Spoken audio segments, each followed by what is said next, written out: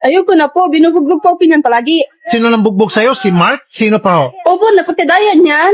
Nag 1v1 kami sa custom, binugbog lang ako, di man lang ako pinag-kill. Dahil doon nag-break kami. Kung totoo yung sabi ni Mrs. dapat makulong ka. Tagal niya na po nag-ML eh. Pero talo pa rin sa AI, tapos sinahon pa ako ng 1v1. Pinagbigyan ko na nga siya, 1% lang ang last ginamit ko. Hi, Sos Mario Joseph. Magbalikan na lang po kayo. Ayoko na po sa kanya, masyado na pong madaming gagawing mali sa relasyon namin. Napaka-toxic na po. Ano po yung maling ginagawa niya? Sabi niya, matutulog na daw siya, tapos pagkita ko sa ML, may ibang kaduwo. Naku, nagmamobile legend.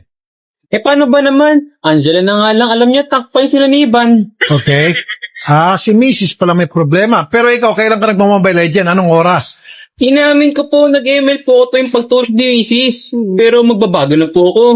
Baka bukas o kaya sa makalawa. Ewan, basta magbabago na po, pero hindi pa ngayon.